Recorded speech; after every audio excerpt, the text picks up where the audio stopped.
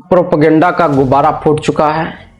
दोस्तों, जब जेब में पैसा आ रहा था तब तक फास्टर ग्रोइंग इकोनॉमी के नारे अच्छे लग रहे थे, लेकिन जब ईरान वॉर के चलते कच्चे तेल की कीमत आसमान छू रही है तब सरकार जनता से कह रही है कम चलाओ, विदेश मत जाओ, घर से काम करो। यानी देश की इकोनॉमी की हालत ख़राब है और ठेकरा फोड़ा जा रहा है बाहरी युद्ध पर।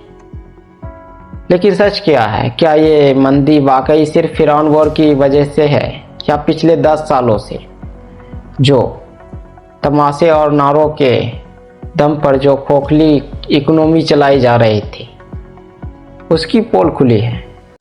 2016 में कहा गया नोटबंदी से ब्लैक मनी खत्म होगी और देश कैशलेस बनेगा। हकीकत आरबीआई का डाटा कहता है कि 99% से ज़्यादा कैश सिस्टम वापस आ गया। नोटबंदी के वक्त जनता के पास 1797 लाख करोड़ कैश था, जो आज 2026 में 40 करोड़ पार कर चुका है। कैश दोगुने हो गया है। डिजिटल तो बढ़ा पर कैश भी बढ़ा। नुकसान किसका हुआ? 15 लाख नौकरियां गई और एमएसएमई तबाह हो गए। टेस्ट ग्रोइंग मेजर इकोनॉमी का भ्रम। नारे बड़े बड़े हैं लेकिन ज़मीनी हकीकत भारत की प्रति व्यक्ति आय आज भी मुश्किल से $2800 के आसपास है, जो हमारे पड़ोसी देश बांग्लादेश से भी कम है। अगर देश इतना ही अमीर हो रहा है तो आज भी 80 करोड़ लोग सरकारी मुफ्त शासन पर क्यों निर्भर है? ग्रोथ सिर्फ अरबपतियों और शेयर बाजार तक सीमित है। आम इंसान की जेब खाली है। रुपये की ऐतिहासिक गिरावट 2014 में जो डॉलर 58 से 60 पर था, आज वो 95 पार कर चुका है।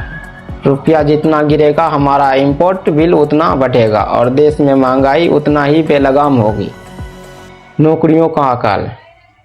मेड इन इंडिया और आत्मनिर्भर भारत के विज्ञापनों के बावजूद मैन्युफैक्चरिंग के सेक्टर जीडीपी के 15 से 17 पर ही अटका हुआ है। CMI के मुताबिक 20 से 24 साल के युवाओं में बेरोजगारी दर 40 से 45% तक पहुंच चुकी है। जब दुनिया में कच्चा तेल सस्ता था तो सरकार ने टैक्स बढ़ाकर अपनी तिजोरी भरी, पर जनता को राहत नहीं थी। और आज जब भारी झटका लगा तो एक मजबूत इकोनॉमी इसे झेल सकती थी, लेकिन हमारी बुनियादी को तो पहले ही नोटबंदी और आधे अधूरे GST और संस्थागत कमजोरी से खोखला किया जा चुका था।